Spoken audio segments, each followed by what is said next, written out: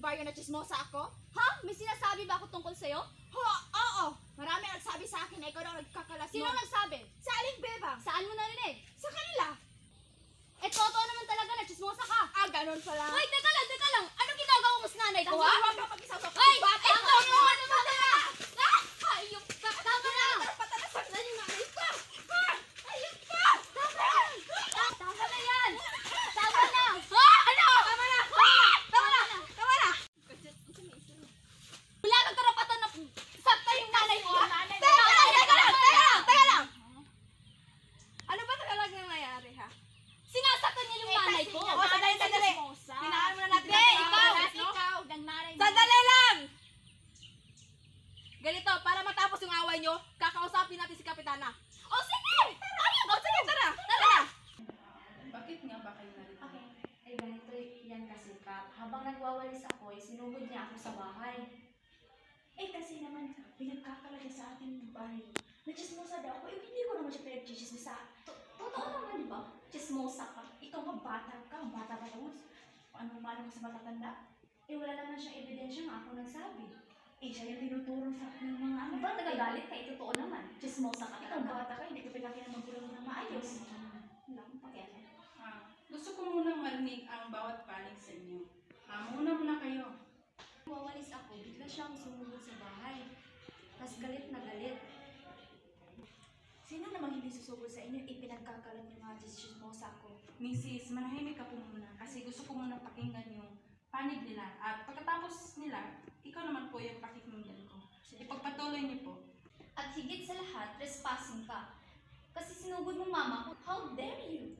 Galang sa matatanda, hindi ka pinlaki ng magulang mo ng maayos. Nagigil. Nagmula ng away niyo? Oo, Kap. Sa palagay niyo, yung chismis ba ay totoo? Totoo ka. Kasi nakikita ko talaga na chismosa yan. So, totoo ba kayo nga yung pagkakalat sa aming timbahan? Tama na. Ganito. Bago kayo mag-away-away, dapat kung may mga narinig mga yung mga salita o yung mga mapanglait na salita, gusto ko lapitan nyo yung taong siyang nagsabi nun. At alamin nyo kung totoo nga ba yung sinasabi niya. Para maiwasan nyo yung alitan o yung duwaan nyo sa isa't isa. Sapagkat ngayon, umantong kayo sa malaking gulo. Kayo sa pisikalan at nagkakasikita na kayo sa isa't isa. Ang maliit na away ay pwede nyo naman niyang idaan sa maayos na usapan.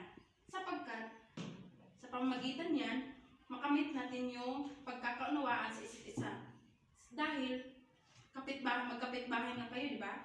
Dapat kayong magkakapitbahay ay dapat kayong nagtutulungan at di nag-aaway. Sapagkat sa pamamagitan nun, makakamit natin yung kapayapaan. Yung kapayapaan, yun yung maayos na ugnayan nyo sa isa't isa. Nakakaintindihan ba tayo? Opo, Kap.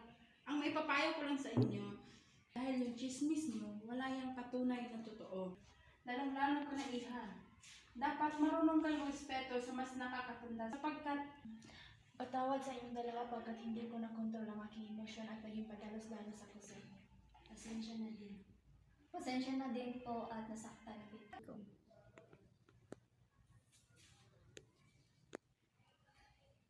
Mastika tayo.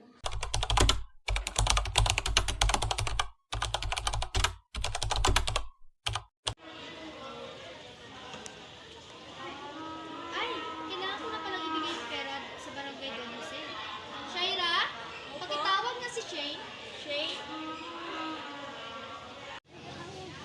Pasok. Ano po yung kapitana? Shane, pakitawag na si Kapitan. Dahil masasabihin na ako. Sige.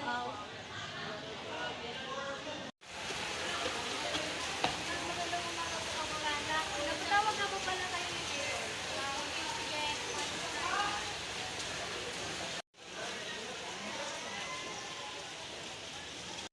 Maraming salamat, Shane. Maaari ka nang bumalik. Magandang umaga sa iyo, Mayor. Narito ka na pala.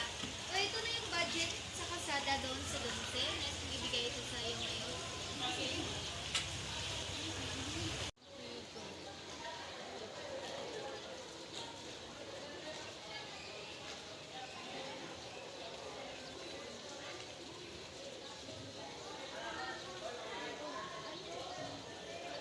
Narito na ang pangayos sa kasada. Maraming salamat, Mayor. Makapasok po kayo makakarating ako sa Don Jose. Daming pera naman ito. May magpapariwan ako sa buko. At saka magbabakasyon ako. Pwede, Shane? Pasok kayo? Magandang umaga sa iyo, Mayor. Magandang umaga din. Naparito kayo? narito po kami upang magreklamo Patungkol naman saan? sa kalsada po. Kasi hanggang ngayon, sira-sira pa rin po yung daan. Pero nabigyan na ako ng pera doon. Bakit sira-sira at lupak-lupak pa rin yung daan?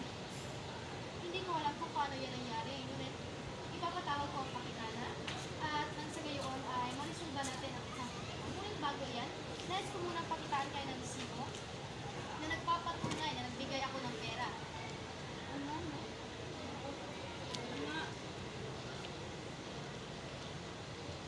That's it. Go.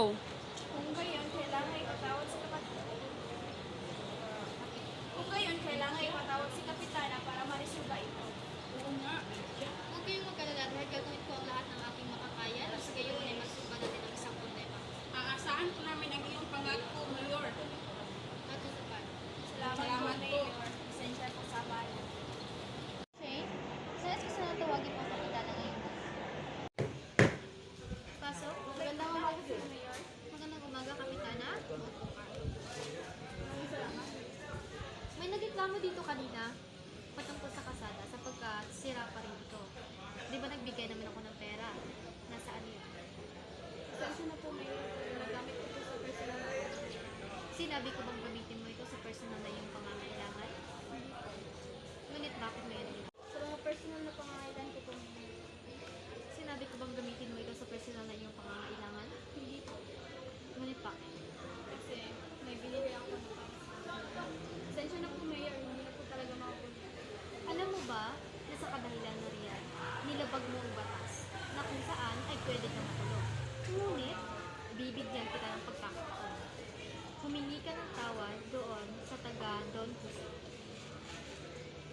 Maraming salamat po, Mayor. Pangako hindi ko na po uulitin. Sana maaasa ka. Nga, to pa rin ni Mayor yung pangako niya sa atin. Sana nga. O na ma-resolve niya yung mga hinanaing natin. Oo nga no, alam naman ni Kapitana na para yun sa kalsada, bakit itinurakot?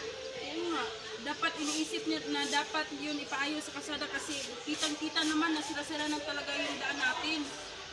Oo nga, tayo rin naman yung mahirapan pag dumadaan tayo. Magandang umaga sa inyo lahat. Ay, oo. Ikaw pala yung kapitana. Magandang umaga sa iyo, Kapitana.